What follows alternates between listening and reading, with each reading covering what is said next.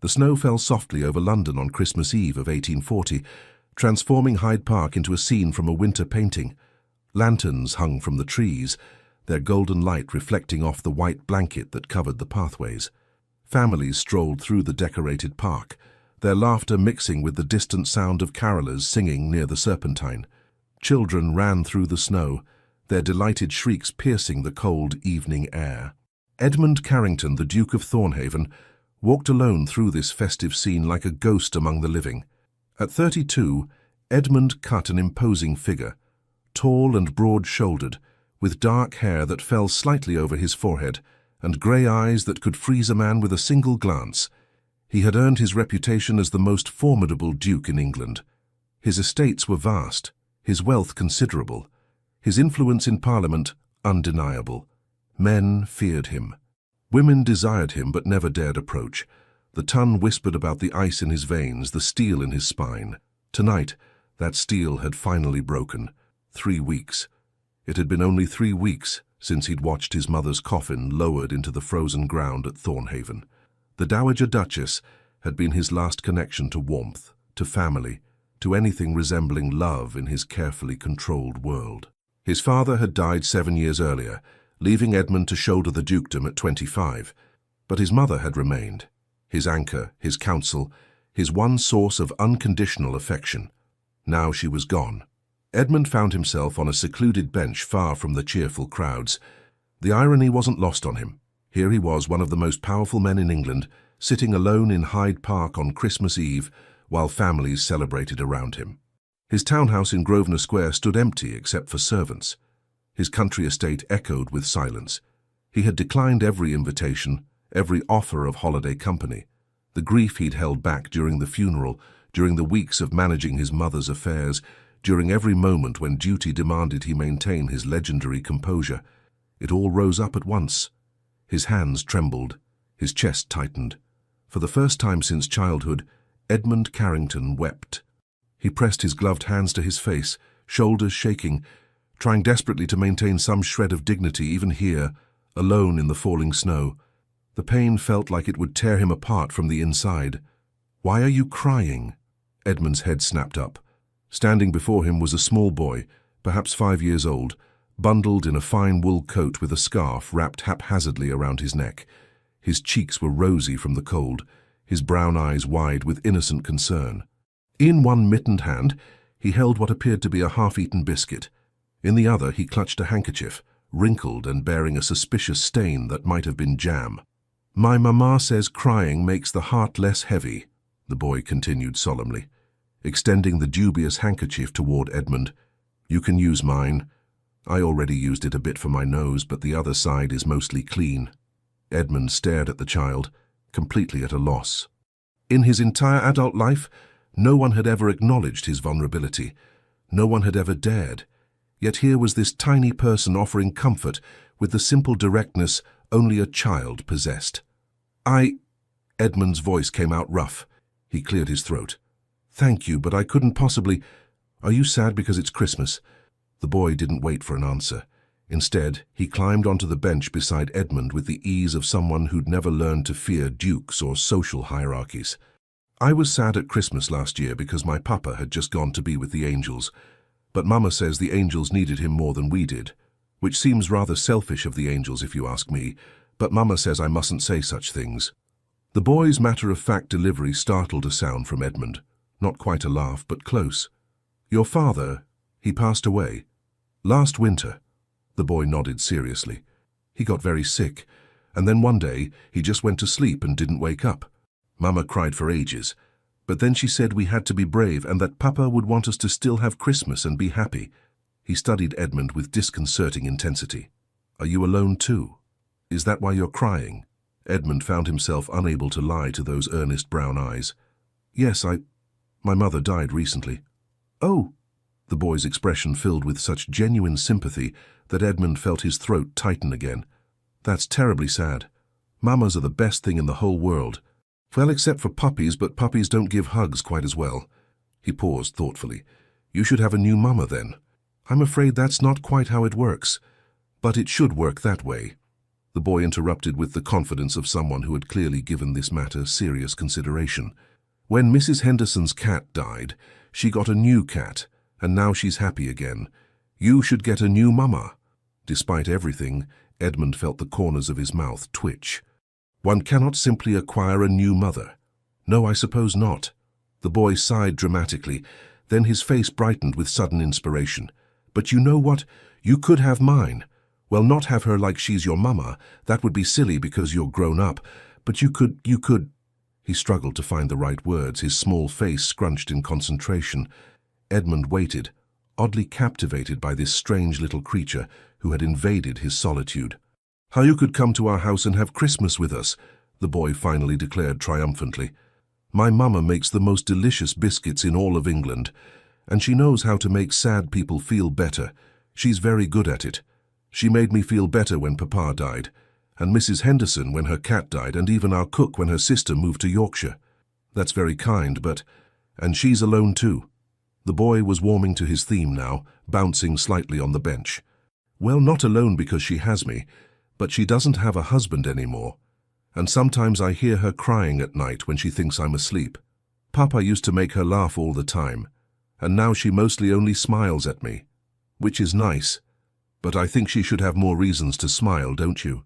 Edmund found himself genuinely moved by the boy's obvious love for his mother. I'm certain your mother is very fortunate to have such a thoughtful son. I'm Oliver, the boy announced, extending his sticky hand. Oliver Hartwood. I'm 5 3/4, which is nearly 6, which is nearly grown up. Edmund shook the small hand gravely. Edmund Carrington. I'm 32, which I'm told is actually grown up, though some days I wonder. Oliver's eyes grew round. Carrington? Like the Duke of Thornhaven? Mama pointed out your house once when we drove past Grosvenor Square. She said you're the most important duke in all of London. One of them, perhaps. Did you know, Oliver leaned in conspiratorially, that your house has 17 chimneys? I counted them. Well, Mama counted them because I can only count to 10 properly, but I helped. Edmund felt something warm and unfamiliar bloom in his chest, something that felt dangerously close to affection. This ridiculous, wonderful child with his biscuit crumbs and his earnest concern and his complete lack of fear was exactly what Edmund's frozen heart needed at this moment. Oliver! Oliver! A woman's voice called out, tinged with panic. Oliver Hartwood, where have you gone? That's Mama! Oliver jumped up, still holding Edmund's hand. Mama, Mama, over here! I found someone who needs your help! Edmund tried to stand, to compose himself, to somehow transform back into the formidable Duke of Thornhaven before this woman arrived, but Oliver's grip on his hand was surprisingly strong, and his face was still wet with tears, and there was absolutely no way to salvage his dignity. A figure emerged from between the trees, moving quickly through the snow. She was petite, wrapped in a dark blue cloak, her bonnet slightly askew as if she'd been running.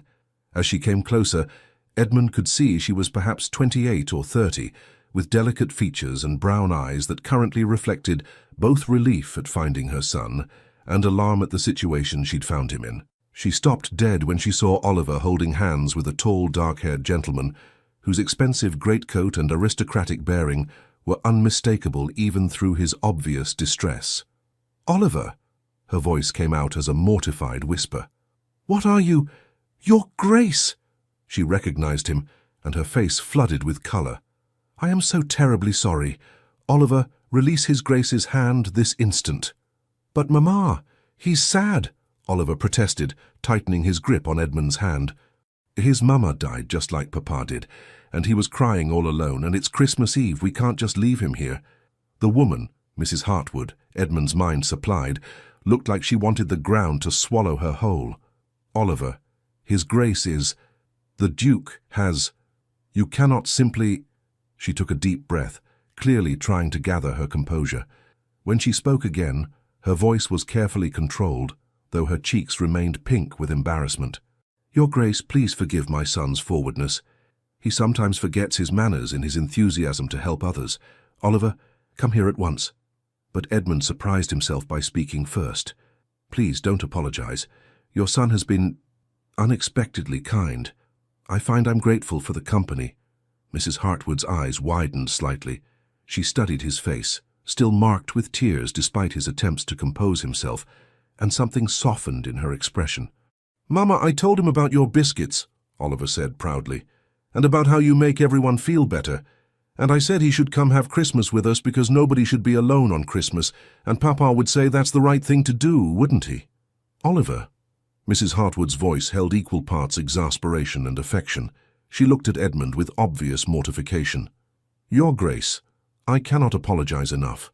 My son has a very generous heart, but he doesn't quite understand the boundaries of— Are your biscuits truly as delicious as he claims?" Edmund heard himself ask. Mrs. Hartwood blinked, clearly not expecting the question. Yes, I suppose they're quite good. I use my grandmother's recipe with cinnamon and—" She stopped, seeming to realize the absurdity of discussing biscuits with the Duke of Thornhaven in Hyde Park on Christmas Eve. "Your Grace, surely you have plans for the evening." Oliver shouldn't have presumed— "I have no plans." The admission came out more starkly than Edmund intended. "My mother recently passed, and I find myself— He couldn't finish. The grief rose up again, catching in his throat. "Oh, you poor man," Mrs. Hartwood said softly, and the genuine compassion in her voice nearly undid him completely. "I lost my husband last year. I know something of that particular darkness." Their eyes met, and in that moment, Edmund saw someone who truly understood. Not someone offering empty condolences or awkward platitudes, but someone who had walked through the same valley of grief. "See, Mama." Oliver tugged on both their hands now, having somehow acquired his mother's as well. "You can help him, that's what you do, you help people." Mrs. Hartwood bit her lip, clearly torn between propriety and compassion. Edmund watched her internal struggle with unexpected intensity, realizing that he desperately wanted her to extend the invitation her son had offered, not because of duty or charity, but because something about this small family had already begun to thaw the ice around his heart. "Your Grace," she said finally, her voice gentle, "if you truly have no other commitments this evening, and if you could forgive the informality and the certain chaos that comes with a 5-year-old's presence, Oliver and I would be honored to share our Christmas Eve supper with you. There will be biscuits," Oliver added enthusiastically, "and Mama always makes too much food anyway, and I know lots of stories and songs, and—" "Oliver, breathe," his mother said with a small smile before turning back to Edmund. "Truly, Your Grace, you would be most welcome. Our home in Mayfair is modest compared to your own, I'm certain, but there's warmth and good food and—" She hesitated. "And perhaps we could all use the company on what can be a rather lonely evening." Edmund knew he should decline. This was the widow of the Honourable Charles Hartwood. He'd known Charles slightly, a decent fellow, younger son of the Marquis of Ashford. The social difference between a duchess and the widow of a second son was considerable, though not insurmountable. But more than that, he barely knew these people. Accepting such an invitation was irregular at best. Yet as he looked at Oliver's hopeful face and saw the understanding in Mrs. Hartwood's eyes, Edmund found all his objections dissolving like snow in the warmth of their kindness. "I would like that very much," he said quietly, "if you're certain it wouldn't be an imposition." "Not at all," Oliver crowed, jumping up and down. "Mama, the Duke is coming to Christmas. Papa would be so happy. Remember how he always said we should help people who are sad?" Mrs. Hartwood's eyes grew bright with unshed tears, but she smiled. "Yes, darling. Papa would indeed be very happy."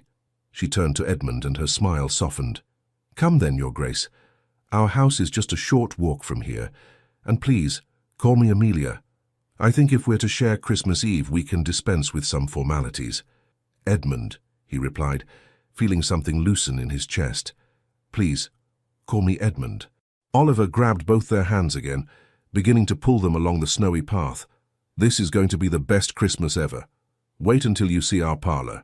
Mama decorated with holly and ivy, and we have the most enormous goose for dinner.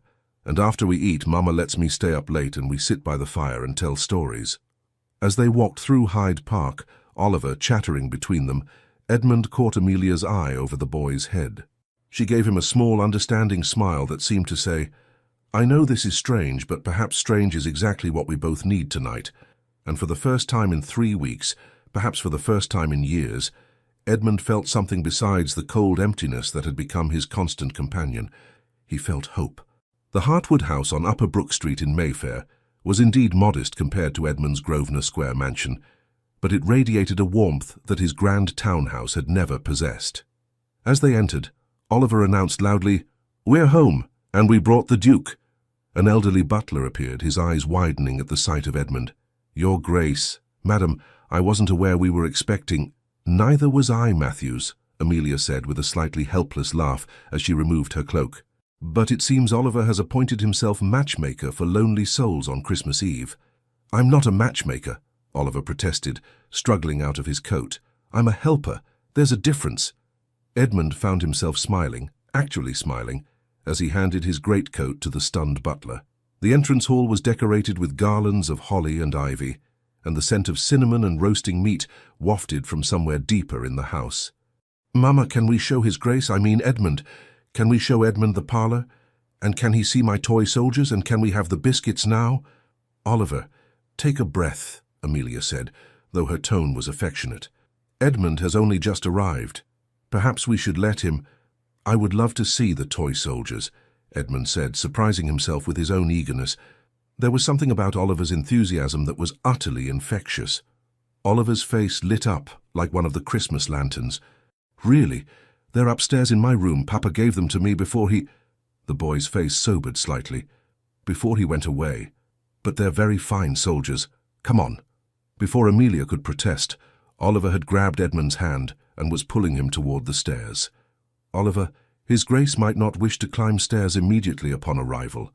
"It's quite all right," Edmund assured her, allowing himself to be tugged along.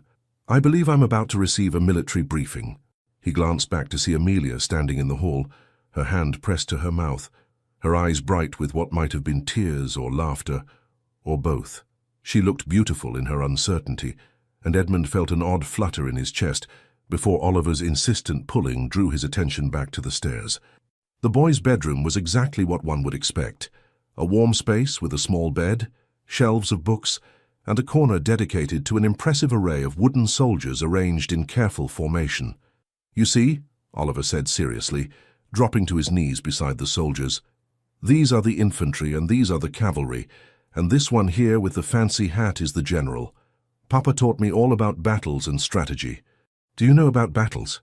Edmund lowered himself to sit on the floor beside the boy, his expensive trousers be damned. "I know a bit. My father was quite interested in military history." "Was he?" Oliver's eyes lit up. "Did he fight in battles?" "No, but he studied them extensively. He particularly admired Wellington's strategies." "Wellington? The one who beat Napoleon?" Oliver began rearranging his soldiers with renewed energy. "That's what Papa said too. Look, I can show you the Battle of Waterloo, well, sort of. I don't have quite enough soldiers for the whole battle, so we have to pretend some of them are doing double duty." Edmund found himself genuinely engaged as Oliver explained his limited understanding of the famous battle, mixing historical details his father had taught him with pure 5-year-old imagination. The boy's enthusiasm was captivating, his complete lack of pretense refreshing. "You know," Oliver said suddenly, abandoning the soldiers to study Edmund's face, "you look much less sad now. Mama says that's what happens when people have something besides sadness to think about. She says sadness is important because it means we love someone very much, but we can't let it be the only thing in our hearts." Edmund felt his throat tighten. "Your mother sounds very wise." "She is," Oliver said proudly. "She's the wisest person I know, and the prettiest, and the best at hugs, and the best at everything, really." He paused. "Do you think she's pretty?" The question was so direct, so innocent, that Edmund couldn't help but laugh. "I've only just met your mother, Oliver." "But you have eyes, don't you?" Oliver persisted with impeccable 5-year-old logic. "You can see if someone is pretty right away. I knew Mrs. Henderson was pretty the first time I saw her, even though she's very old, probably nearly 40. Edmund bit back another laugh. "Well, yes, your mother is. She's very lovely." "I knew it!" Oliver bounced excitedly. "You think she's pretty? That's good because she deserves someone who thinks she's pretty. Papa always told her she was beautiful, and I think she misses hearing it." His face grew serious again. "Does anyone tell you that you're handsome?" Edmund blinked, completely thrown by the shift.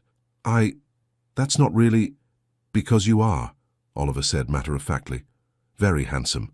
Dark and brooding, like the hero in one of Mama's novels that she thinks I don't know about.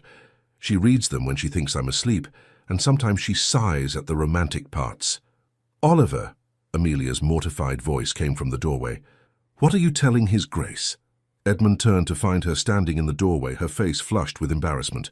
She'd removed her bonnet, and he could see that her brown hair was styled simply but elegantly, with a few rebellious curls escaping around her face.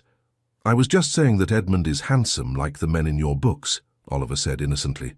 The ones with the dark hair and the mysterious pasts and the... That is quite enough, Amelia said firmly, though Edmund could see she was fighting a smile. Supper is ready. Come down and wash your hands. But we were playing soldiers. The soldiers will wait. His Grace needs proper food, not just military strategy. Oliver sighed dramatically but obediently headed for the door. As he passed his mother, he stage-whispered, I think he likes you, Mama. He said you were lovely. Oliver Hartwood. Amelia's face turned scarlet, but Oliver was already running down the hall, giggling. Edmund rose from the floor, brushing off his trousers. When he looked up, Amelia was still standing in the doorway, her hands pressed to her flaming cheeks. I am so terribly sorry, she said. He has no filter whatsoever. His father used to say Oliver could charm a bishop and scandalize a duchess in the same breath. Please don't apologize. Edmund moved toward her, keeping a respectful distance. He's wonderful, actually. I can't remember the last time I laughed so much in such a short span of time. Amelia's embarrassment softened into something gentler. He has that effect on people. Even in the darkest days after Charles died, Oliver somehow found ways to make me smile. She paused, studying Edmund's face. You do look better. Less haunted. I feel better, Edmund admitted. Which is rather remarkable considering I met your son approximately 30 minutes ago, and he proceeded to announce that I should acquire a new mother, appropriate his own mother for my benefit, and drag me upstairs to discuss military tactics. Amelia laughed, a genuine warm sound that seemed to fill the house. That does sound like Oliver. I should warn you that subtlety is not his strong suit. I'm beginning to gather that. Their eyes met, and Edmund felt that flutter again, something he hadn't experienced in years, something that felt dangerously like attraction. No, he told himself firmly. He was here because he'd been moved by a child's kindness, because he was grieving and lonely and this family had offered him refuge, that was all. But as Amelia smiled at him, her eyes crinkling at the corners, Edmund had to admit that perhaps Oliver wasn't entirely wrong about his mother being lovely. Perhaps she was beautiful, actually. Shall we go down to supper? Amelia asked, breaking the moment. Before Oliver eats all the rolls himself. Edmund offered his arm, and after a moment's hesitation, she took it. As they descended the stairs together, he heard Oliver's voice from the dining room, clearly speaking to the servants. We have the Duke of Thornhaven for Christmas. I found him in the park, and he was sad, so I brought him home. Mama says it's important to help people, and Papa always said Christmas was about family, and now the Duke can be part of our family for tonight. Edmund felt Amelia tense slightly beside him. Oliver has a very generous definition of family, she murmured. Perhaps the world needs more people with generous definitions, Edmund replied. When they entered the dining room, Oliver was already seated, bouncing in his chair with excitement. The table was set simply but elegantly, with candles casting a warm glow over the holly centerpiece. The food, roasted goose, potatoes, winter vegetables, smelled divine. As they sat down to eat, Oliver keeping up a constant stream of chatter, Edmund realized something profound. For the first time since his mother's death, he wasn't thinking about his grief. He wasn't drowning in loneliness. He was simply here, present, alive. And it was all because of a 5-year-old boy who'd seen a stranger crying and decided to share his mother. Supper was unlike anything Edmund had experienced in years, perhaps ever. At his own table, meals were formal affairs marked by silence, broken only by necessary conversation. His mother had maintained certain standards, and while Edmund had loved her dearly, their dinners had always been civilized, proper events. This was chaos. Beautiful, warm, life-filled chaos. Oliver talked almost non-stop, sharing stories about his day, asking Edmund increasingly personal questions. Do dukes have to wear their coronets all the time, even to bed? And occasionally getting so excited, he forgot to eat until Amelia gently reminded him. And then Mrs. Henderson's cat, the new one, not the dead one, climbed all the way up our garden tree and couldn't get down, and the footman had to get a ladder. But the cat jumped onto his head, and he said a word that Mama said I must never repeat, but it rhymed with brass. Oliver, Amelia interrupted gently. I believe His Grace understands the general situation without the vocabulary details. Sorry, Mama. Oliver turned to Edmund with a conspiratorial grin. Grown-ups say very interesting words when they think children aren't listening. I've learned quite a lot. Edmund fought to keep his expression serious. I'm certain you have. Do you say interesting words when you're frustrated? Oliver asked with genuine curiosity. Oliver. Amelia's cheeks flushed pink again, but Edmund found himself answering honestly. I do, actually. Usually when I'm reviewing parliamentary bills that make no logical sense, or when my steward brings me accounts that don't balance. What kinds of words? Oliver leaned forward eagerly. Edmund, please don't, Amelia started. Oh, the usual, Edmund said gravely. Confound it. Blast. On particularly trying days, I've been known to utter a bloody hell. Oliver's eyes went wide. Caillou said bloody hell, Mama, did you hear? A duke said bloody hell. Yes, thank you both very much, Amelia said, but she was laughing despite herself. Oliver, eat your potatoes before they grow cold. Edmund caught her eye across the table and saw genuine amusement there, mixed with something that might have been appreciation. It occurred to him that she was probably accustomed to people treating her son with distant politeness or barely concealed annoyance. Oliver was undeniably precocious, the kind of child who could exhaust adults within minutes. But Edmund found he wasn't exhausted. Instead, he was energized in a way he hadn't felt in months, perhaps years. Oliver's relentless curiosity, his complete lack of pretense, his unconditional affection already extended to a virtual stranger. It was also refreshingly genuine. Tell me about your soldiers, Oliver, Edmund said, partly to give the boy an outlet for his energy and partly because he genuinely wanted to know. Did your father teach you about military history? Oliver's face lit up, but there was a shadow of sadness behind his excitement. Oh yes, Papa loved history. He said it was important to learn about the past so we could understand the present. He told me all about Wellington and Nelson and... The boy's voice caught slightly. He was going to take me to see the Tower of London. We were going to go next spring, but then he got sick. Amelia reached across the table to squeeze her son's hand. Papa would have loved that outing very much. I miss him, Oliver said softly, his usual exuberance momentarily dimmed. Especially at Christmas, he always made Christmas so magical. Edmund felt the familiar ache of grief rise in his chest, but this time it was mixed with empathy for this small boy who understood loss far too early in life. I understand. I miss my mother terribly, especially today. Oliver looked up at him, and in that moment something passed between them, a recognition of shared pain, of understanding that transcended age and circumstance.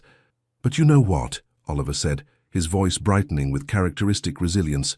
We're both here now and we're not alone anymore. At least not tonight. And I think that's what Papa and your Mama would want, for us not to be alone. The simple wisdom of it struck Edmund like a physical blow. This child, this wonderful, instinctive, emotionally intelligent child, had somehow articulated exactly what Edmund needed to hear. You're absolutely right, Edmund said, his voice rough with emotion. I think our parents would be very pleased with this arrangement. See, Mama, Oliver turned to his mother triumphantly. I told you it was the right thing to invite him. You did indeed, darling. Amelia's eyes were suspiciously bright. You have your father's kind heart. And your wisdom, Oliver added seriously. Papa always said you were the wisest person he knew. He said marrying you was the smartest thing he ever did. Amelia blinked rapidly, clearly fighting tears. Did he now? Oh, yes. He told me the night before he died. He said, Oliver, you must always take care of your Mama. She's precious beyond measure. So I try very hard to take care of you, Mama, even though I'm only 5 3/4. The child's sincerity was almost unbearable in its sweetness. Edmund watched Amelia struggle to compose herself, saw the love and grief and pride warring on her face. You do an excellent job, my love, she whispered. Edmund found himself profoundly moved by the obvious bond between mother and son. They had weathered devastating loss together, yet here they were, still loving, still laughing, still opening their home to a stranger in need. It was a kind of courage Edmund hadn't encountered in his privileged world of balls and political maneuvering. The conversation gradually shifted to lighter topics. Oliver wanted to know everything about Edmund's life. What was it like being a duke? Did he have horses? How many rooms did his house have? Did he have any brothers or sisters? Alas, no, Edmund answered. I was an only child. I would have liked a brother or sister growing up. You can share me, Oliver announced. I've always wanted an older brother. Well, technically I wanted a younger brother so I could be in charge, but an older one would be good too, especially if he's a duke. That would make me terribly important at school. Oliver, you cannot simply claim his grace as a brother, Amelia said, though her tone was more amused than reproving. Why not? We're having Christmas together. That's what families do. Edmund found himself saying, I would be honored to be considered your friend, Oliver, and friends are rather like family in their own way. The boy's face transformed with joy. Really? We're friends? Mama, did you hear? The Duke of Thornhaven is my friend. I heard, darling. I'm certain the entire street heard. After supper, true to Oliver's prediction, they retired to the parlor where a cheerful fire crackled in the grate. The room was cozy and inviting, decorated with evergreen boughs and red ribbons. A small tree stood in the corner, festooned with paper decorations that had clearly been made by childish hands. I made those stars, Oliver said proudly, pointing to the somewhat lopsided ornaments. And those angels? Well, Mama says they're angels. They're supposed to have wings, but mine look more like arms that are too long. But Mama says they're perfect anyway. They are perfect, Amelia confirmed, because you made them with love. Edmund studied the tree, thinking of the elaborate decorations that adorned Thornhaven at Christmas. Expensive glass ornaments imported from Germany, ribbon that cost more per yard than most families spent on food for a week. This simple tree with its homemade decorations was worth far more. Do you have a tree at your house? Oliver asked. Edmund realized with a pang that he didn't. He'd told his staff not to bother this year, unable to face the traditions that would only emphasize his mother's absence. Not this year, he said quietly. Oliver's face fell. No tree. But Edmund, you must have a tree. It's Christmas. It's quite all right. No, it's not all right at all. Oliver looked distressed. Everyone needs a tree at Christmas. Mama, Edmund doesn't have a tree. Darling, His Grace has his reasons, but it's wrong. Oliver's eyes filled with tears, the first sign of genuine upset Edmund had seen from the boy. Papa always said Christmas trees are important because they remind us that life keeps growing even in winter. Edmund needs to remember that life keeps growing. The child's distress was so genuine, so focused on Edmund's well-being rather than any superficial concern, that Edmund felt his carefully maintained composure crack further. You're right, he said, kneeling down to Oliver's level. I do need to remember that. Thank you for reminding me. Oliver threw his arms around Edmund's neck in a fierce hug. You can share our tree, and next year you'll have your own. Promise me you'll have your own. Edmund found his arms coming up to hold the small body, felt the boy's rapid heartbeat against his chest. When was the last time someone had embraced him like this, with such uncomplicated affection? I promise, he whispered. When Oliver finally pulled back, he was smiling again. Good. Now, Mama promised I could stay up late, and we always tell stories by the fire. Do you know any good stories, Edmund?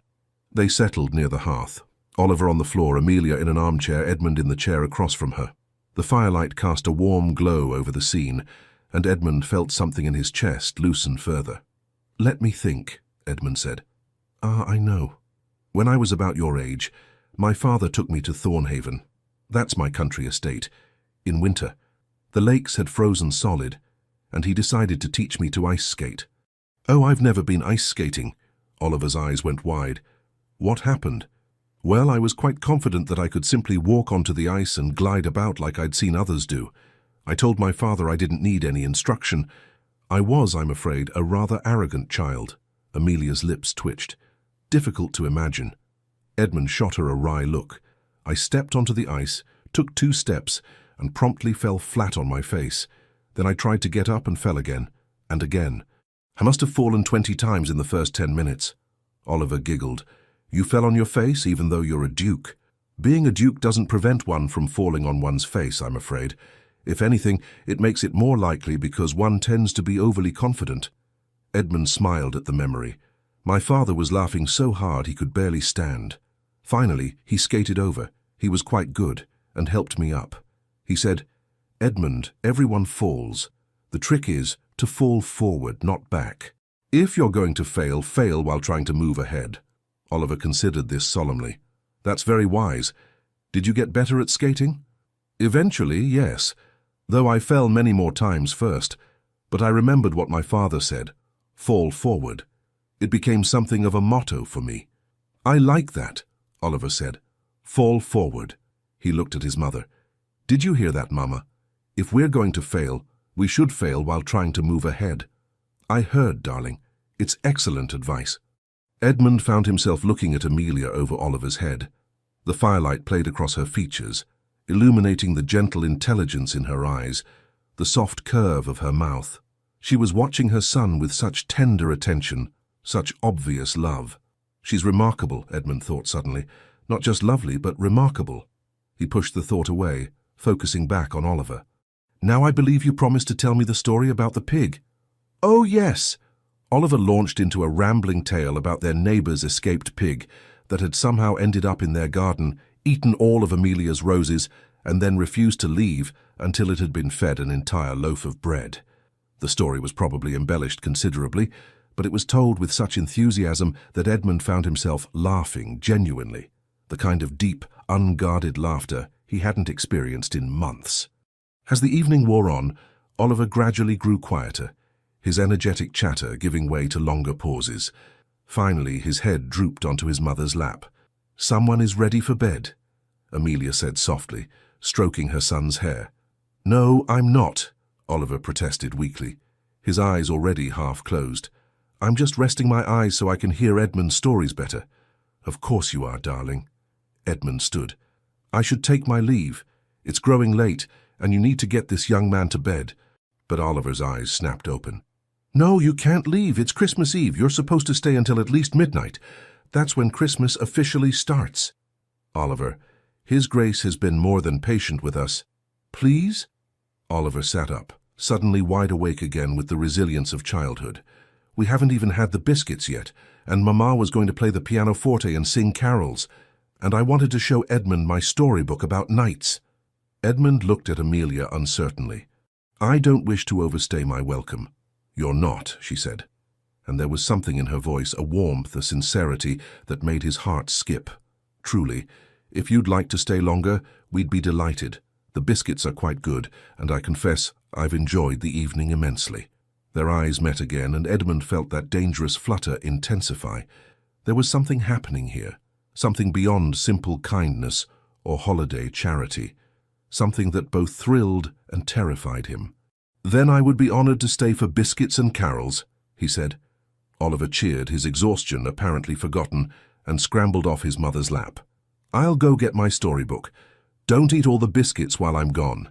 As the boy raced from the room, Amelia smiled apologetically. "I really don't know where he gets the energy." "It's wonderful," Edmund said honestly. "He's wonderful." "He is rather special," Amelia agreed, her voice soft with maternal pride. "Though I'm certain I'm biased." She paused, seeming to gather courage. "Edmund, I want you to know I realize this evening has been rather unconventional, but I'm glad Oliver found you in the park.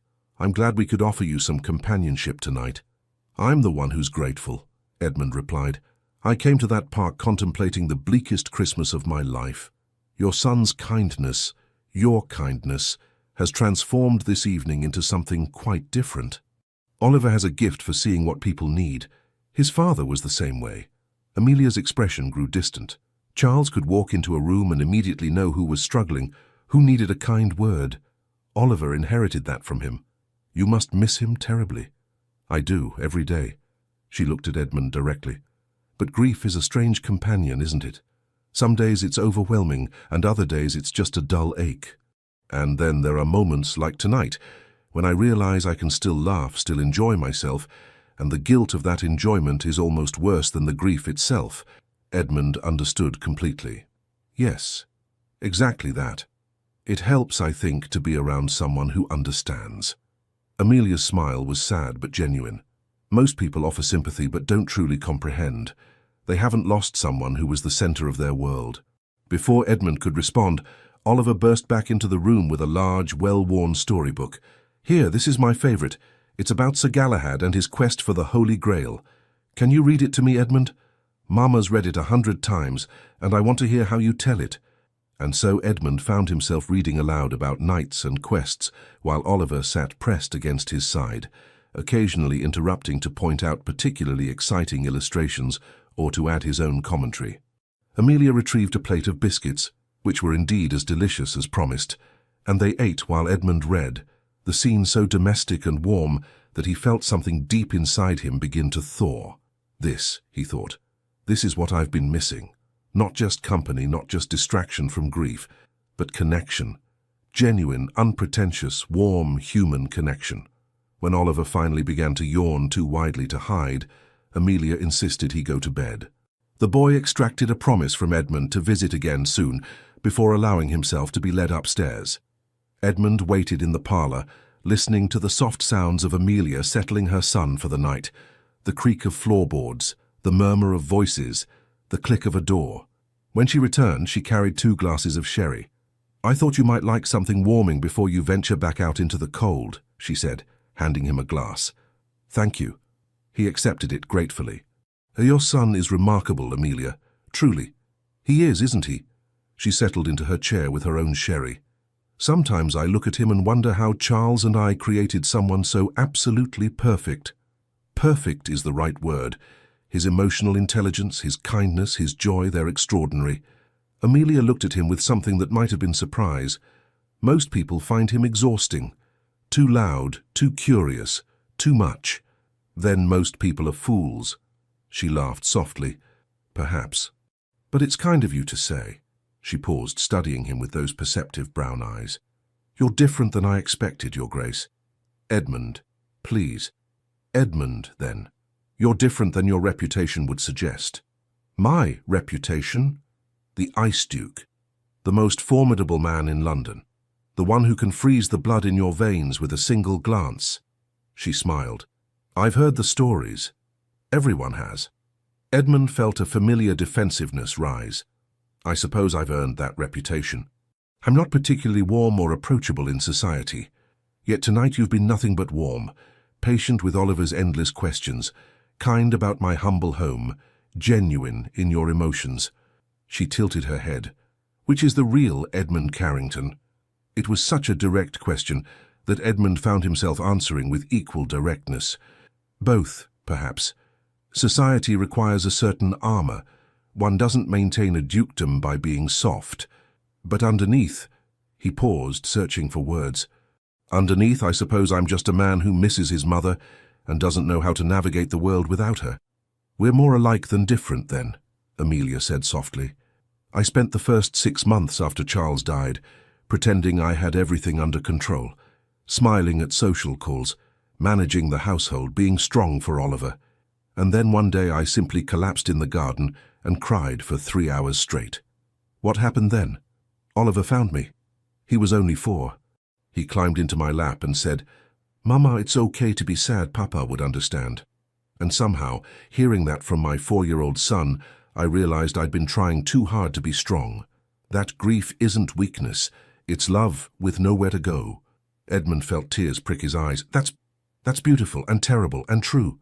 "Yes." Amelia sipped her sherry. "So here we are. 2 people who understand that particular truth, sharing Christmas Eve because my son has the instincts of a matchmaker." The word matchmaker hung in the air between them. Edmund's heart rate increased. "He's quite determined, isn't he?" Edmund said carefully. "Terribly." Amelia's cheeks colored slightly. "I apologize if his enthusiasm made you uncomfortable.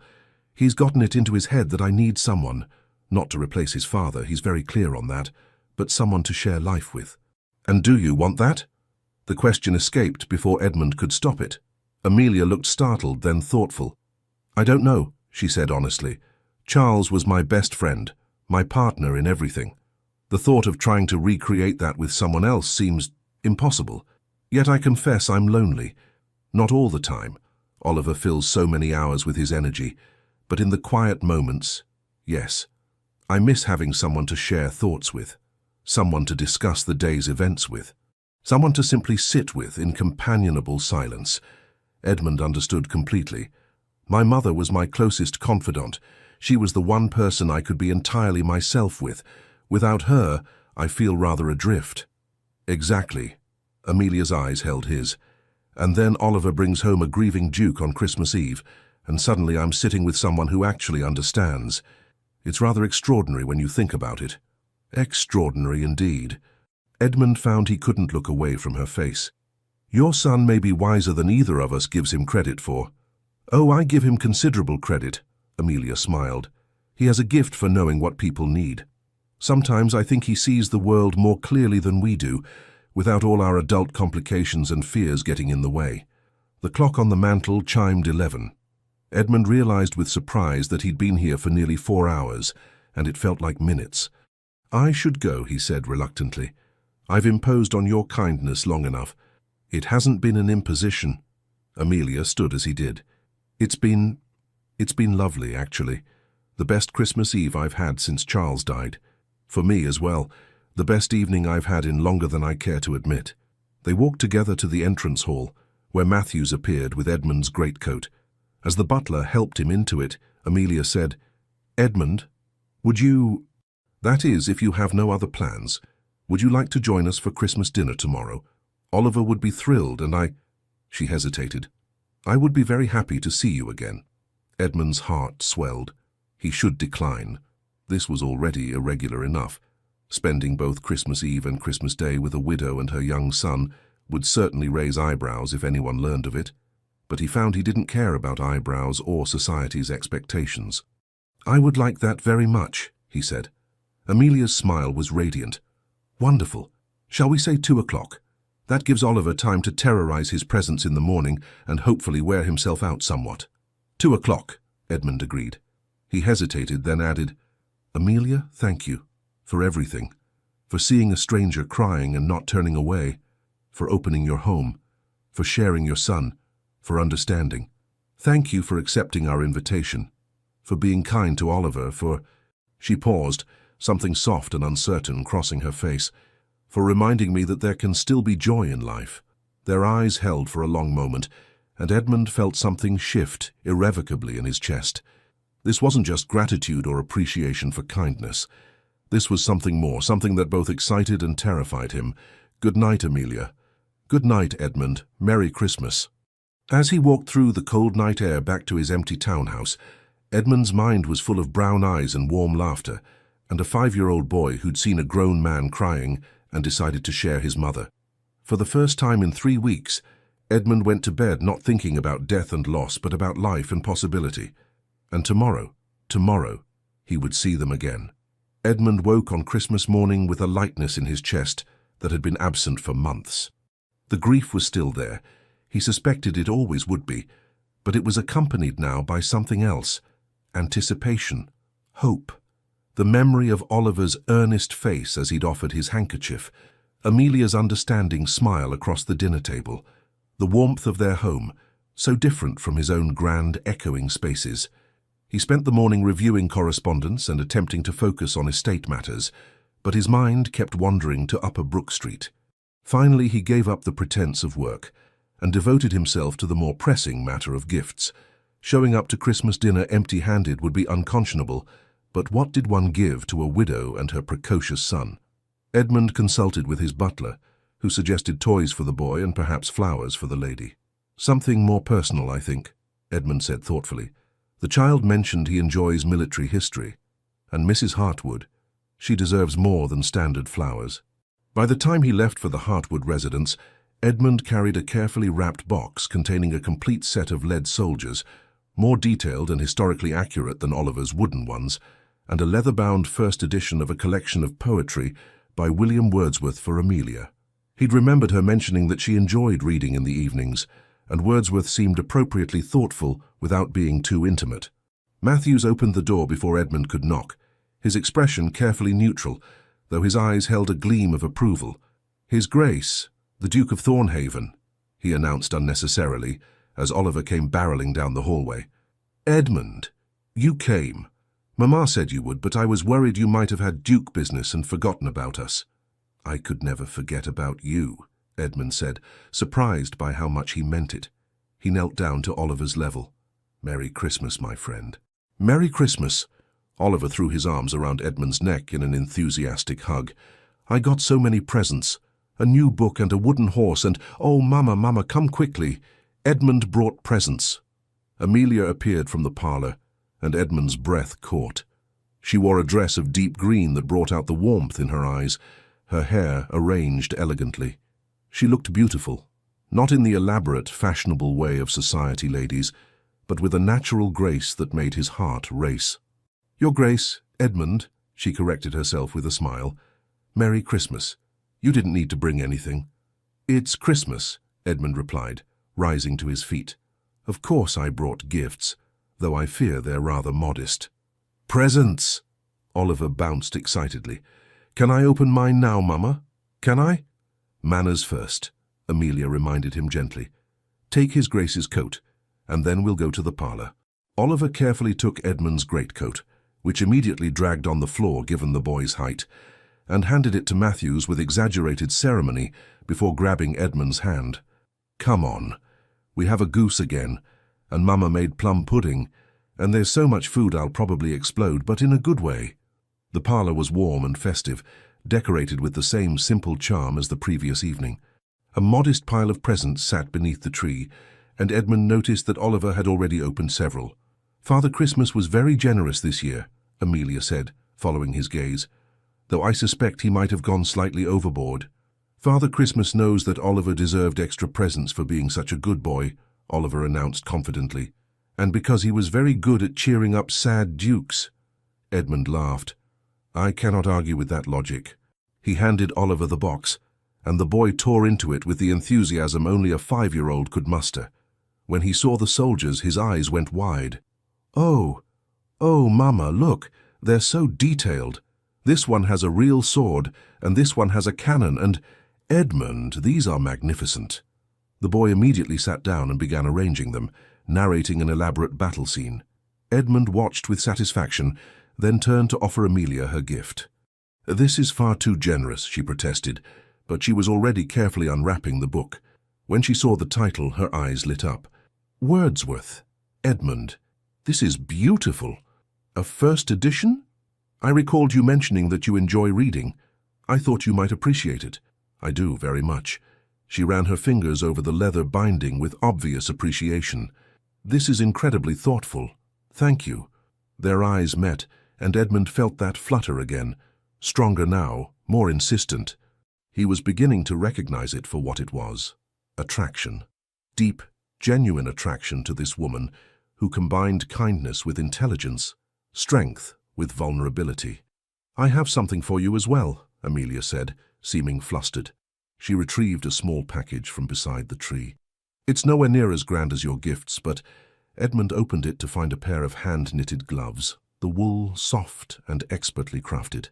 "Did you make these?" "I did. I wasn't certain what to give a duke who undoubtedly has everything, but I noticed your gloves last night were rather worn, and I thought..." She trailed off, embarrassed. "It's foolish, really. You probably have dozens of fine leather gloves." "These are perfect," Edmund interrupted. "Truly, the most thoughtful gift I've received in years." He tried them on. They fit perfectly, the wool warm against his skin. "How did you know my size?" "I'm rather observant," Amelia said with a small smile. "An unexpected benefit of managing a household. One learns to judge measurements." "Edmund," Oliver called, "you must come see how I've arranged the cavalry.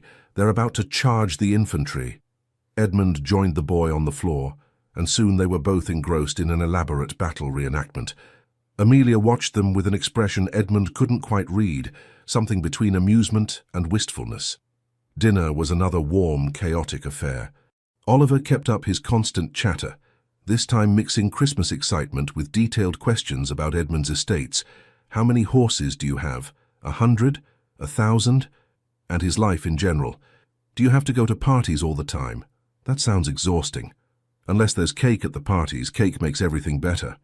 After the meal, Oliver insisted on showing Edmund every single one of his Christmas presents, providing detailed explanations and demonstrations. Edmund found himself genuinely interested, asking questions that made the boy beam with pride. "You're very good with him," Amelia said quietly, when Oliver had run upstairs to fetch yet another toy. "Most adults have lost patience by now." "He's easy to be good with," Edmund replied. "He's enthusiastic and curious and surprisingly wise for his age.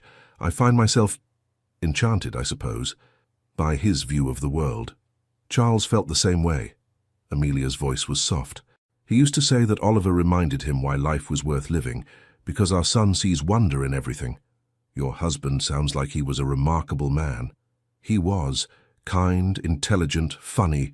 He made every day feel like an adventure." She paused. "I never expected to be a widow at 28. Never imagined raising Oliver alone. Some days it still doesn't feel real." Edmund moved closer, his voice gentle. "How did he die, if you don't mind my asking?" "A fever. It came on suddenly, and within a week he was gone." Amelia's eyes were distant. "The physicians couldn't explain it. One day he was healthy, the next he was burning up with fever, and then—" She shook her head. "Oliver was only 4. Too young to fully understand. He kept asking when Papa would come home. That must have been unbearable." "It was. Still is some days." She looked at Edmund directly. "But life continues, doesn't it? We carry our grief, but we also carry on. For the ones who need us." Before Edmund could respond, Oliver thundered back down the stairs with a wooden horse that was nearly as large as he was. "Look! Father Christmas brought me Prince. He's a destrier. That's a war horse, and he's very brave." The afternoon passed in a blur of play and conversation. As evening approached, Oliver began to droop despite his best efforts to stay energetic. Finally, Amelia insisted he go to bed. "But I want Edmund to stay," Oliver protested. "He can't leave yet. Edmund has been here all afternoon, darling. He needs to go home." "Can't he come back tomorrow?" Oliver's lip trembled. "And the day after, and the day after that." "We'll see," Amelia said, but she was looking at Edmund with a question in her eyes. Edmund found himself saying, "I would very much like to visit again if your mother permits it." "Of course," Oliver brightened immediately. "Mamma, you permit it, don't you?" "Yes, darling. Now off to bed with you." Oliver hugged Edmund tightly before heading upstairs. "You're my best friend, Edmund, even better than Tommy from next door, and he has a real pony." After the boy disappeared upstairs, Edmund and Amelia sat in the parlour with the companionable silence that had developed between them. The fire crackled softly, casting dancing shadows on the walls. "He's going to be heartbroken when you stop visiting," Amelia said quietly. "I worry about letting him grow too attached." Edmund felt a flash of something almost like panic at the thought of not seeing Oliver again, not seeing Amelia again. "What if I don't want to stop visiting?" he asked. Amelia looked at him, surprise and something else, hope, flickering in her eyes. "Edmund, these 2 days, Christmas Eve and today, they've been the happiest I've felt in months, years perhaps. Oliver is extraordinary, and you—" He paused, choosing his words carefully. "You understand me in a way no one else does. When I'm here, I feel like myself, like the person I was before I had to build walls to protect myself." "I feel the same way," Amelia admitted. "When you're here, it's easier to breathe, easier to remember that life can still hold joy." She hesitated. "But Edmund, you must understand. Oliver has already lost his father. I cannot let him come to depend on you only to have you disappear when you return to your regular life. What if I don't want to disappear?" Edmund leaned forward. "What if I want this, visits, conversation, friendship, to be part of my regular life? Are you certain? The novelty of a precocious 5-year-old can wear thin quickly." "I don't believe it will. Oliver reminds me of why life matters, of how to see wonder in simple things. I need that." "And what do you need from me?" Amelia asked, her voice barely above a whisper. Edmund met her eyes. "Understanding. Companionship. Someone who doesn't expect me to be the ice duke every moment." He paused. "Friendship." The word friendship felt insufficient for what he was feeling, but Edmund wasn't ready to examine those feelings more closely. Not yet. Amelia smiled, though there was something wistful in it. "Then friendship it shall be. "You're welcome here whenever you wish, Edmund. Truly." They talked long into the evening, sharing stories of their childhoods, their losses, their hopes for the future. Edmund found himself revealing things he'd never told another soul, his insecurities about the dukedom, his loneliness, his fear that he was becoming as cold as his reputation suggested. "You're not cold," Amelia said firmly. "You're guarded. There's a difference. Cold people don't cry in parks or play soldiers with 5-year-olds or look at a Christmas tree with such longing." "I suppose you're right," Edmund smiled ruefully. "My father always said emotions were weakness. I spent years trying to prove I had none. And now? Now I'm realizing that emotions might be the only thing that makes life worth living." When Edmund finally left that night, he found himself reluctant to go. The walk back to Grosvenor Square felt longer, colder. His townhouse, when he entered it, seemed more cavernous than ever. But he had somewhere to return to now. Someone who welcomed him. A small boy who called him friend, and a woman whose smile made his heart race. It was more than he'd had in a very long time. The pattern of visits continued through the winter. Edmund found excuses to stop by Upper Brook Street several times a week, bringing books for Oliver, discussing household matters with Amelia, simply sitting by the fire and talking. He told himself it was because of Oliver, because the boy brought him such joy, but increasingly, Edmund had to admit the truth. It was Amelia who drew him back. Amelia's laugh, Amelia's insights, Amelia's gentle presence that made him feel more like himself than he had in years. One snowy January afternoon, Edmund arrived to find Oliver subdued, unusual for the energetic boy. "What's wrong?" Edmund asked, kneeling beside him. "Tommy's father took him ice skating today," Oliver said quietly. "On the Serpentine. I wanted to go, but Mama said it wasn't proper for us to go alone." His lip trembled. "I miss having a papa to do things with." Edmund's heart clenched. He looked up at Amelia, who stood in the doorway with barely controlled distress on her face. "What if I took you?" Edmund heard himself say. "Would that be proper enough?" Oliver's head shot up. "Really? You take me skating?" "If your mother permits it, yes. We could go tomorrow."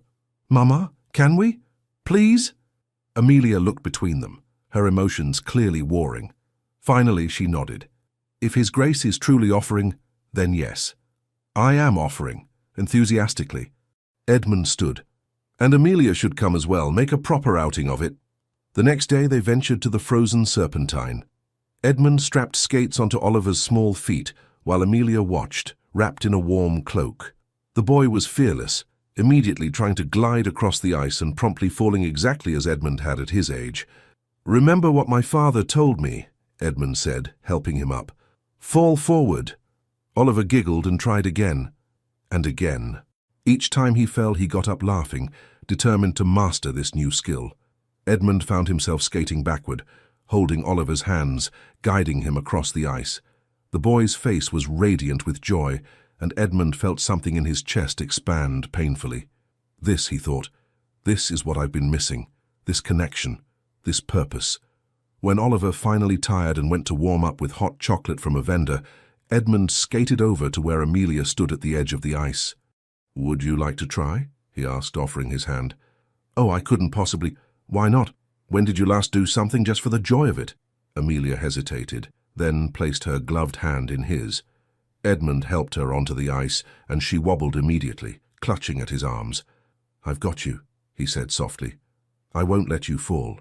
They moved slowly across the ice, Amelia gripping his hands tightly. She was laughing and shrieking by turns, alternating between terror and delight. Edmund found he couldn't stop smiling. "This is absurd," she gasped. "I'm a respectable widow. I should not be ice skating." "You're a woman who deserves joy," Edmund countered, "and you're doing wonderfully." As they glided across the Serpentine, Edmund became aware of how close they were, how her hands felt in his, how her laugh made his pulse quicken. This was more than friendship, more than gratitude or shared grief. This was attraction, deep, undeniable attraction. But even as he acknowledged it, Edmund felt confusion. Was it really Amelia he was drawn to? Or was it the package they represented, the warmth, the family, the way Oliver made him feel? He cared for the boy deeply, perhaps even loved him. Was he confusing his feelings for the child with romantic interest in the mother? He needed to think, to sort through these tangled emotions. They returned Oliver to the house, the boy chattering excitedly about his skating adventure. As they said goodbye at the door, Oliver hugged Edmund with his usual enthusiasm. "You're the best, Edmund. Better than any papa anyone could have." The words struck Edmund like a blow, both wonderful and terrifying. Oliver was looking at him not just as a friend, but as a father figure, and Edmund realized with sudden clarity that he wanted that role, wanted to be there for this boy, to guide him, to watch him grow. But was that fair to Amelia? To claim affection for her when his feelings might primarily be about her son? That evening, lying in bed in his silent townhouse, Edmund forced himself to examine his heart honestly.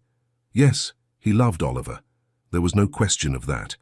The boy had wormed his way into Edmund's carefully guarded heart with his innocence and wisdom and unconditional affection. But Amelia, when he thought of Amelia, what did he feel? He pictured her smile, the way her eyes crinkled when she laughed, the gentle way she corrected Oliver without crushing his spirit, her intelligence when they discussed books or politics, the courage it took to continue living fully after devastating loss.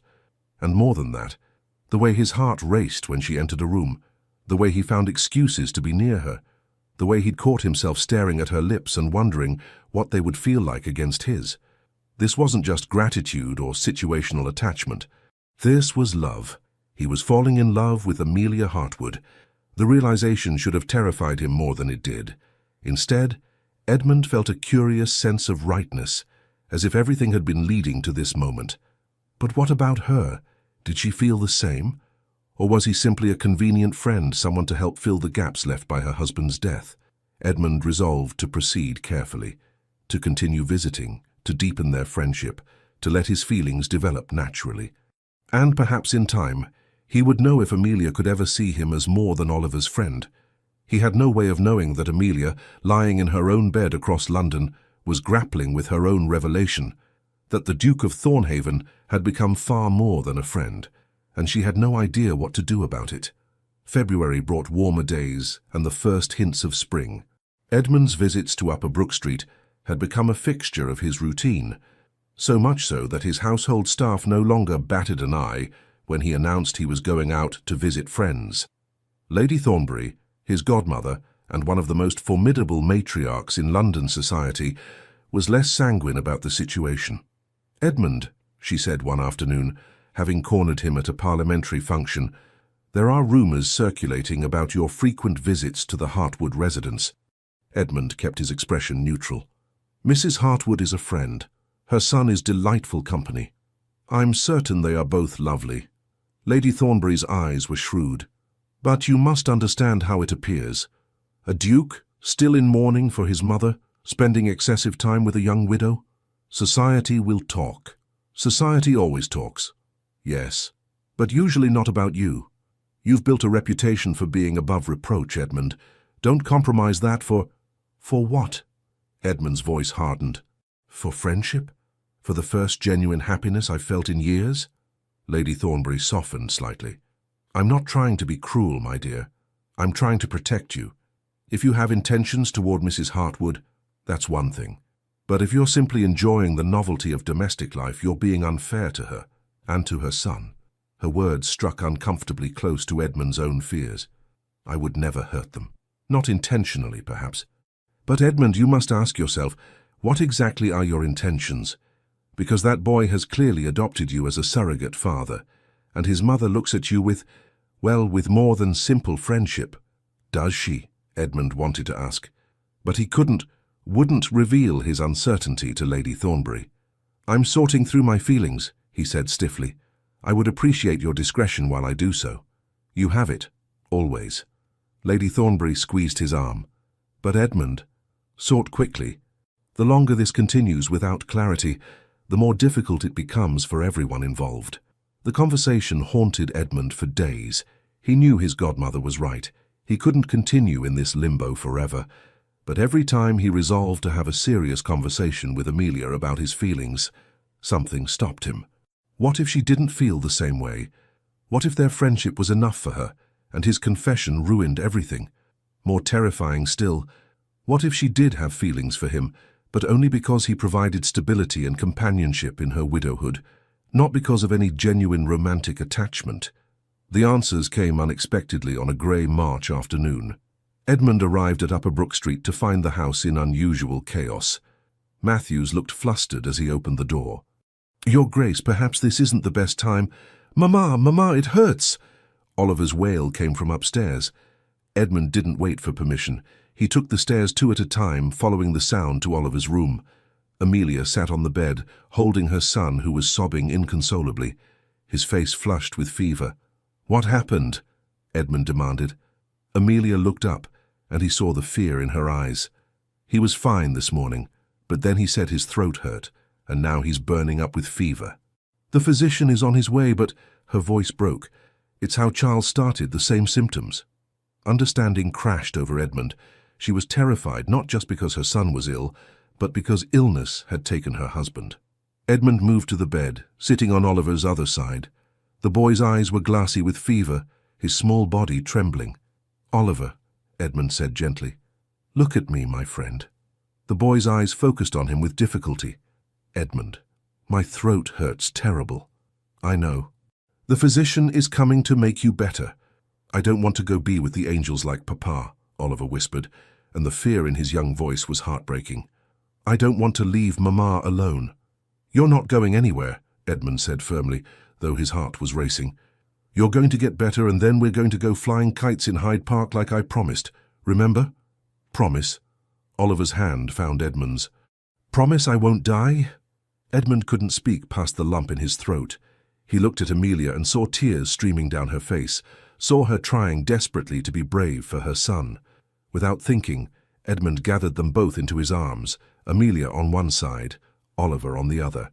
"I promise we're going to do everything possible to make you well, and I'm not going anywhere. I'll stay right here with both of you." "You will?" Amelia's voice was barely a whisper. "Yes." Edmund met her eyes over Oliver's head. "For as long as you need me. For as long as you'll have me." The physician arrived and examined Oliver thoroughly. After what felt like an eternity, he pronounced it a throat infection. Serious but treatable with rest, fluids and certain herbal preparations. "Not what took his father?" Amelia asked, her voice shaking. "No, madam. This is quite different. The boy should recover fully in a week or so." The relief was so intense that Amelia swayed on her feet. Edmund caught her, supporting her weight. "Thank you, Dr. Harrison," he said, his arm around Amelia's waist. "Please send your bill to my address in Grosvenor Square." "That's not necessary," Amelia started.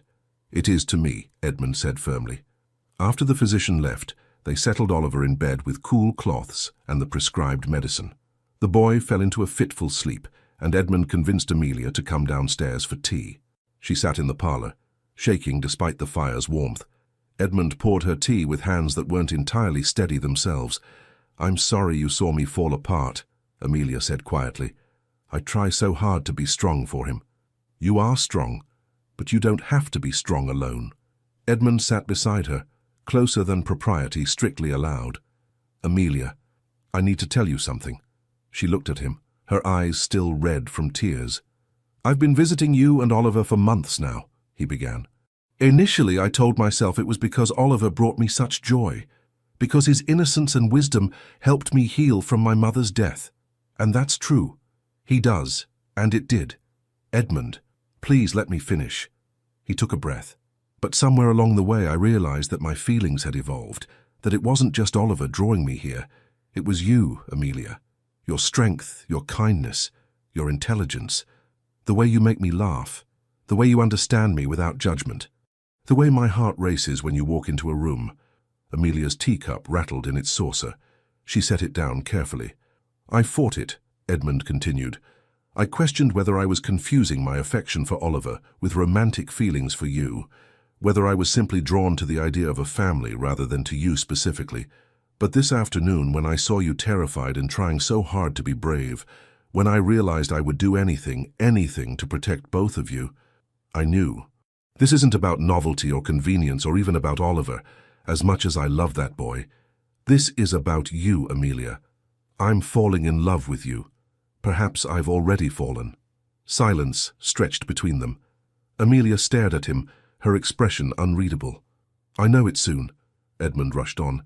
I know you're still grieving Charles, and I would never ask you to forget him or to— Edmund, stop. Amelia's voice was gentle but firm. Stop talking and let me speak. He fell silent, his heart pounding. I have been terrified, Amelia said slowly, absolutely terrified of exactly this moment, because I've been falling in love with you too, and I had no idea what to do about it. Edmund's breath caught. When Oliver brought you home that first night, I saw a grieving man who needed kindness. I offered it because Charles would have wanted me to, because it was the right thing to do. I never expected— She paused, seeming to gather her thoughts.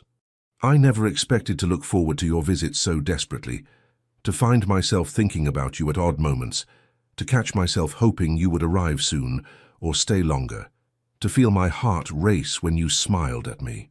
Amelia, I felt guilty, she continued. Charles has been gone barely more than a year.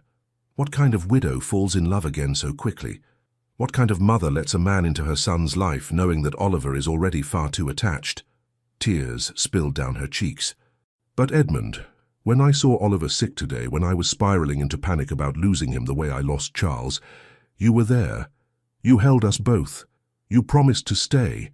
And I realized something. What? Edmund asked softly. That love isn't betrayal. That Charles would want me to be happy, want Oliver to have someone who loves him as you so clearly do. That maybe, you were exactly what Oliver said that first night. Someone we both needed. Edmund cupped her face in his hands, wiping away her tears with his thumbs. I love you, Amelia. Not because you're convenient, not because of Oliver, but because you are remarkable. You are strong and kind and brave and beautiful, and I want to spend every day of my life proving that you can trust me with your heart. I love you too, Amelia whispered. I'm terrified, but I love you. Edmund leaned forward slowly, giving her time to pull away. She didn't. Their lips met in a kiss that was gentle and tentative and perfect. When they finally parted, both were breathless. Mama! Edmund! Oliver's weak voice called from upstairs. They hurried up to find him awake, looking small and ill in his large bed. You're both here, he said with satisfaction. I dreamed you went away and I was scared, but you're here. We're here, Edmund assured him, sitting on one side of the bed while Amelia sat on the other. Both of us. Oliver's eyes, though fever-bright, were shrewd. Are you going to marry my mama now? Edmund and Amelia exchanged startled looks over the boy's head. Oliver, Amelia gasped. Well, you should, Oliver said reasonably. You love each other, I can tell, and Edmund would be the best papa ever. Not instead of my real papa. Papa will always be my papa.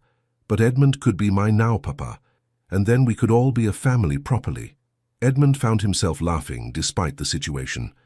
You are an extraordinary child, do you know that? Yes, Oliver said without false modesty. So will you marry her? Oliver, that's not something to decide when you're feverish, Amelia started, but Edmund was looking at her with an expression she couldn't quite read. Actually, I think it's the perfect time. Clear thinking, no pretense. He turned to Oliver.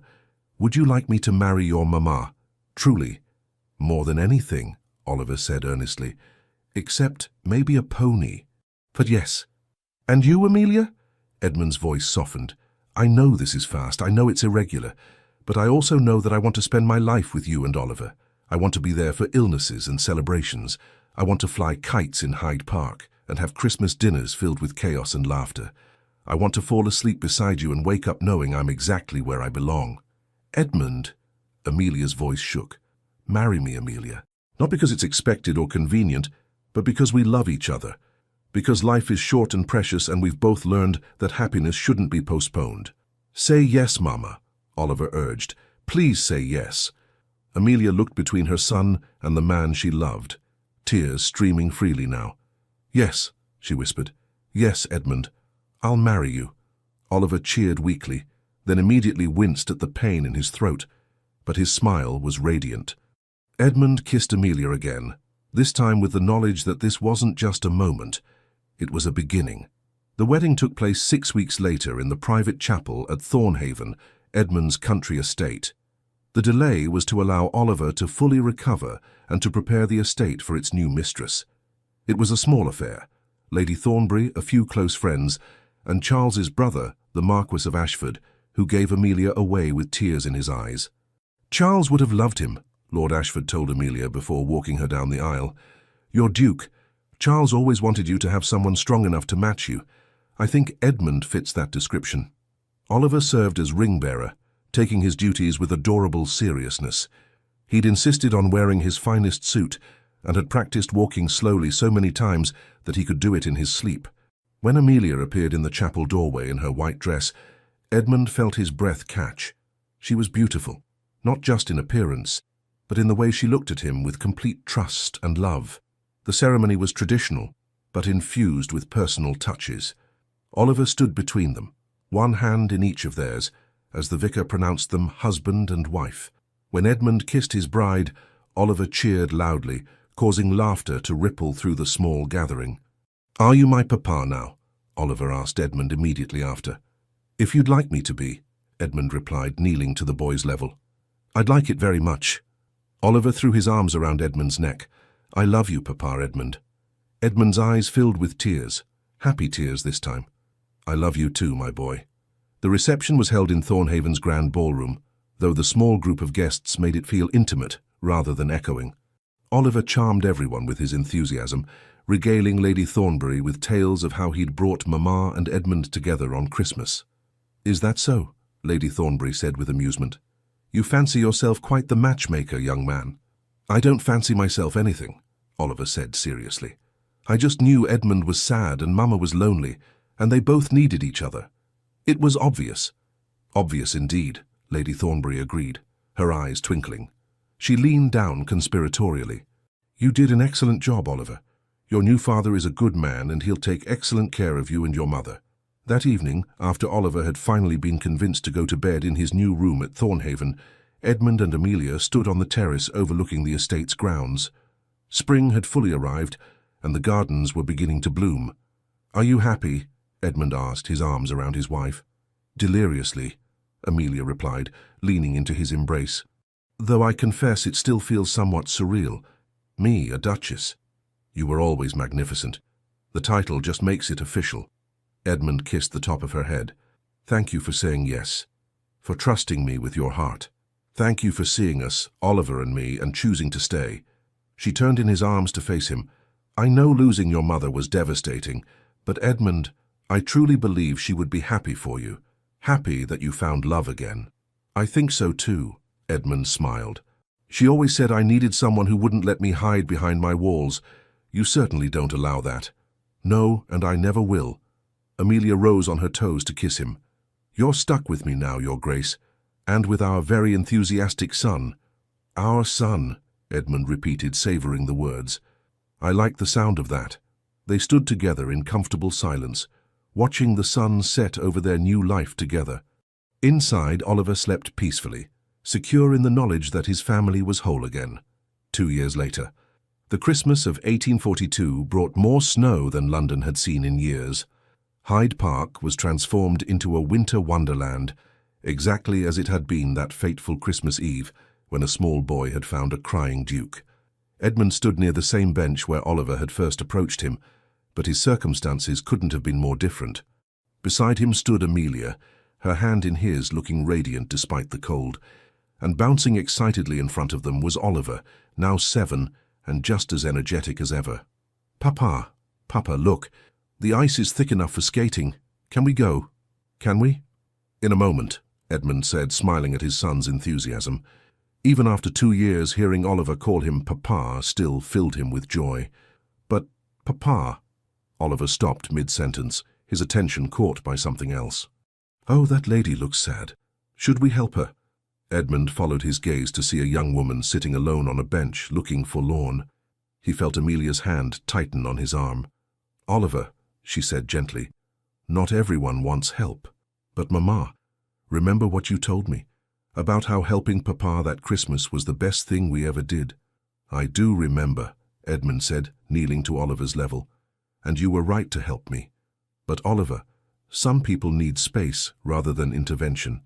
We must respect that." Oliver considered this seriously. "How do we know the difference?" "That's a very wise question." Edmund glanced at the woman again. She didn't seem to be crying, just sitting quietly in contemplation. I think we watch and we listen. If someone seems to need help, we offer it gently. If they decline, we respect that. But you didn't decline when I offered help. No, I didn't. Because in that moment, I desperately needed someone to see me, to acknowledge my pain. You did that perfectly. Oliver thought about this, then nodded. So if the lady wants help, she'll let us know? Exactly. All right then. Oliver turned his attention back to the ice. Can we skate now, please? As they made their way to the Serpentine, Amelia squeezed Edmund's hand. He has your thoughtfulness now, along with his natural compassion. He has your wisdom, Edmund countered. He's an extraordinary blend of both of us. And of Charles, Amelia added softly. I see so much of his father in him. Good, Edmund said sincerely. Charles gave the world an amazing son. I'm honored to help raise him. The skating was chaotic and joyful, exactly as Edmund had come to expect with Oliver involved. The boy had improved significantly in 2 years and delighted in showing off his skills, while still falling regularly and laughing each time. Later, as they walked back toward their carriage, they passed the bench where Edmund and Oliver had first met. Edmund paused, looking at it with a mixture of nostalgia and gratitude. What are you thinking? Amelia asked. That 2 years ago I was the loneliest man in London. I'd lost my mother and couldn't imagine ever feeling whole again. And then a little boy offered me his handkerchief and his mother, and everything changed. We were all broken, Amelia said softly. But somehow our broken pieces fit together to make something whole. Papa, Mama, come on, Oliver called from ahead. We're going to be late for dinner. Coming, Edmund called back. He looked at Amelia and smiled. Shall we go home, Your Grace? Yes, let's, she paused. Edmund, I have something to tell you. Something in her tone made him stop. What is it? Dr. Harrison confirmed it this morning. I'm with child. We're going to have a baby. Edmund felt joy bloom in his chest. Pure, uncomplicated joy. He pulled Amelia into his arms, kissing her soundly right there in Hyde Park. A baby, he whispered against her lips. Amelia, that's wonderful. I'm due in early summer. Oliver doesn't know yet. I wanted to tell you first. He's going to be beside himself with excitement. Edmund laughed. He'll probably want to name the baby after one of his toy soldiers. Undoubtedly. They caught up with Oliver, who was waiting impatiently by the carriage. Edmund scooped him up, making the boy squeal with delight. What's got into you, Papa? Just happiness, my boy. Just happiness. That evening, after dinner at their Grosvenor Square townhouse, they gathered in the parlor, now decorated with Oliver's artwork alongside more refined pieces. Edmund had learned that a home didn't need to be perfectly elegant to be perfect. Oliver, Amelia said, your father and I have some news. The boy looked up from the book he was reading. Good news or bad news? Very good news, Edmund assured him. You're going to be a big brother. You'll have a baby sister or brother by summer. Oliver's eyes went wide. Then his face split into the biggest grin Edmund had ever seen. Really? Really, truly? I'm going to be a big brother? Really, truly, Amelia confirmed. Oliver launched himself at them both, hugging them fiercely. This is the best day ever, even better than when we got Prince. Can I help take care of the baby? Can I teach them about soldiers and skating? Oh, can we name them Wellington if it's a boy? We'll discuss names later, Edmund said, laughing. But yes, you can help with the baby. You'll be the best big brother. I will, Oliver declared. I'll protect them and teach them everything, and I'll tell them about how I found Papa crying in the park and brought him home and... He stopped suddenly, looking between his parents with unusual seriousness. I did good, didn't I? That day in the park? Edmund felt his throat tighten with emotion. You did more than good, Oliver. You saved me. Both of you did. We saved each other, Amelia said softly. All of us. Later, after Oliver had finally gone to bed, with strict instructions to be woken immediately if the baby decided to arrive early, Edmund and Amelia sat together on the sofa. The fire crackled softly, casting warm shadows on the walls. Do you ever wonder, Amelia asked, what would have happened if Oliver hadn't been quite so impulsive that day? If he'd listened when I told him not to approach you? I try not to, Edmund admitted. Because the alternative, a life without you and Oliver, is unbearable to contemplate. I feel the same. She rested her head on his shoulder. "I spent so long after Charles died thinking I would never be happy again, that I'd spend my life going through the motions for Oliver's sake. And then you appeared, sad and vulnerable and nothing like the Ice Duke everyone warned me about, and everything changed." "The Ice Duke," Edmund said wryly. "I haven't heard that epithet in months." "Perhaps I've finally lived it down." "Oh, you're still formidable in Parliament," Amelia assured him with a smile. "Lady Thornbury told me you reduced Lord Wessex to stammering just last week with a single raised eyebrow. Lord Wessex was proposing legislation that would have hurt tenant farmers. He deserved the eyebrow." Amelia laughed, that warm, genuine laugh that Edmund loved so much. "My fierce, protective husband, who plays dolls with our son and cries at sentimental novels." "I don't cry at novels," Edmund protested. "You absolutely do, I've seen you." "Well, perhaps occasionally, when they're particularly moving." They sat in comfortable silence for a while before Edmund spoke again. "Amelia, thank you." "For what?" "For giving me a second chance at family, at love, at life, really. For trusting me enough to let me be Oliver's father. For loving me despite all my flaws and fears." "Edmund, you have it backward." Amelia turned to face him fully. "You're the one who gave us a second chance. You could have walked away that first night, dismissed us as a curiosity. But you stayed. You kept coming back. You chose us, again and again, until we finally had the courage to choose you back." "I think," Edmund said thoughtfully, "that we chose each other. All three of us. For soon," he added, placing his hand gently on Amelia's stomach. "For soon," she agreed, covering his hand with hers. On a warm June day in 1843, Catherine Amelia Carrington entered the world with a healthy cry that could be heard throughout Thornhaven. Oliver was instantly smitten with his baby sister, insisting on being involved in everything from nappy changes to feedings. "She's perfect, Mama," he whispered, watching Catherine sleep in her cradle. "Even better than a pony." Edmund stood behind his son, one hand on the boy's shoulder. In the bed, Amelia smiled tiredly, more beautiful than he'd ever seen her. "What do you think, Papa?" Oliver asked. "Do you think Catherine will want to learn about soldiers when she's bigger?" "I think Catherine will want to learn about whatever her brilliant big brother wants to teach her," Edmund replied, "even if she'd rather learn about dolls and tea parties." Oliver wrinkled his nose. "Even then, because the best gift you can give your sister is accepting her for whoever she becomes." Oliver considered this seriously. "That's what you did for me, isn't it? Accepted me even when I was loud and asked too many questions?" "You were never too loud or too curious," Edmund said firmly. "You were exactly perfect as you were, just as Catherine is perfect now." Later, when Oliver had been convinced to go play in the garden, Edmund sat beside Amelia's bed, holding Catherine while his wife rested. "She has your eyes," Amelia murmured drowsily. "She has your nose," Edmund countered. "And your beauty. It's too soon to tell whose features she'll have. I don't care whose features she has. She's ours, and she's perfect." Amelia's eyes drifted closed, but she was smiling. Edmund sat in the quiet room, holding his daughter, and marveled at the unlikely path that had led him here.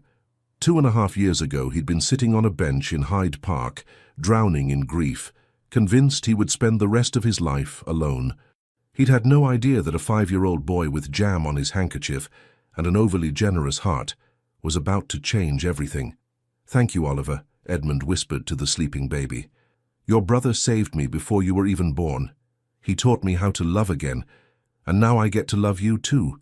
Catherine made a small noise in her sleep, her tiny hand wrapping around Edmund's finger with surprising strength.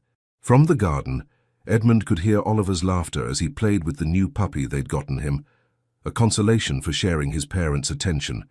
Through the window, he could see Amelia's roses blooming in the summer sun. This was home. This was family. This was love. All because one small boy had seen a stranger crying and decided that what he needed most was family, biscuits, and unconditional kindness. Edmund smiled, pressing a gentle kiss to Catherine's forehead. Sometimes the most magnificent transformations began with the smallest acts of compassion. Sometimes salvation came in the form of a child's pure heart. And sometimes, the greatest love stories started with a simple offer. "Don't cry, sir. You can have my mama." The end.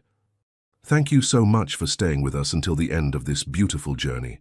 We hope you felt the warmth, the laughter, and the love that blossomed between Edmund, Amelia, and little Oliver. If this story made you smile or cry, please don't forget to subscribe, like, comment, and share it. Your support from the bottom of our hearts is what keeps us going, what gives us the strength to keep telling stories filled with love, redemption, and powerful twists. At the end of this video, another emotional story from our channel will appear. Click and continue exploring a world of romance, healing, and unforgettable moments. With love, The Legends of the Fall Team.